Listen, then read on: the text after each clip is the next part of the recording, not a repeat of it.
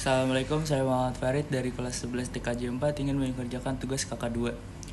Baca soal yang pertama, baca dan amati artikel tentang bagaimana proses instalasi jaringan kabel dari berbagai sumber. Jawabannya, peralatan yang diperlukan adalah laptop atau PC minimal 2, switch atau hub, kabel UTP yang sudah disambungkan konektor RJ45 mode strike. Tahapan yang pertama, rancang atau rencanakan seperti apa topologi yang akan kita pakai. Kedua, sambungkan kabel ke port LAN yang sudah disediakan oleh masing-masing laptop. Ketiga, sambungkan ujung kabel yang lainnya ke switch atau hub. Yang keempat, berikan IP address yang sudah kita rancang di awal di setiap laptop. Cara memberikan IP address adalah klik tombol start, kemudian ketikkan control panel, kita masuk ke network dan internet, network dan sharing, kemudian masuk ke change adapter setting. Kemudian klik kanan Ethernet Properties, lalu klik TCP atau IPv. Pilih pengalamatan IP secara manual, lalu masukkan IP address dan klik pada subnet mask dan akan langsung muncul subnet mask untuk kelas C. Klik OK. Yang kelima, lakukan langkah-langkah yang serupa seperti sebelumnya pada laptop yang kedua. Yang keenam, selesai untuk pengaturan IP address. Ketujuh, untuk mengecekkan apakah laptop sudah safely terkoneksi, ketikkan ping IP address pada laptop kedua. Reply from artinya sudah terkonek dengan jaringan lokal. 8. Selesai, laptop yang berada di ruang lingkup jaringan bisa memanfaatkan semua fasilitas jaringan, meliputi sharing folder, file drive, hard disk, dan sebagainya. Soal nomor 2, kumpulkan berbagai informasi bagaimana mengidentifikasi, membedakan komponen jaringan kabel. Yang pertama, Ethernet kabel ada dua variasi, yaitu variasi strike dan crossover. Kabel Ethernet adalah kabel twisted pair.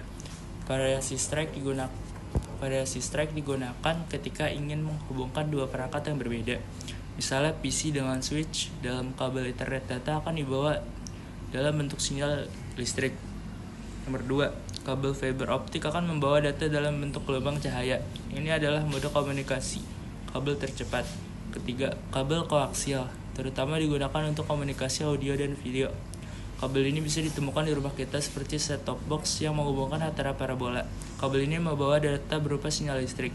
USB kabel adalah kabel yang digunakan untuk menghubungkan komputer dan ponsel pintar.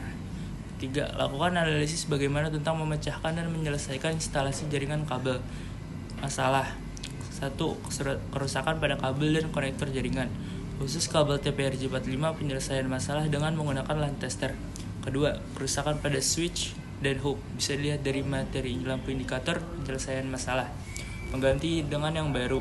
Namun, apabila switch atau hub Anda masih masuk dalam masa garansi, Anda bisa melakukan proses klaim garansi. Sekian dari saya, kurang lebih mohon maaf. Wabillahi taufiq wal hidayah. Wassalamualaikum warahmatullahi wabarakatuh. Assalamualaikum warahmatullahi wabarakatuh. Saya Muhammad Farid Hidayatullah dari 11 TKJ 4 ingin menjelaskan beberapa pengertian dari nirkabel. Nirkabel adalah transfer informasi antara dua atau lebih titik yang tidak terhubung oleh penghantar listrik.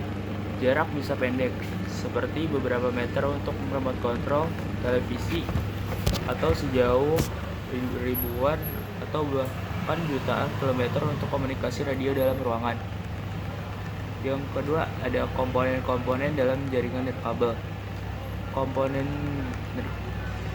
Yang pertama ada access point, yang kedua ada PoE atau power over Ethernet, yang ketiga ada box access point, yang keempat ada penangkal tier, yang kelima ada wireless adapter, keenam ada wireless adapter, yang ketujuh ada wireless repeater, yang ke-8 ada wireless bridge, yang ke-9 ada antena.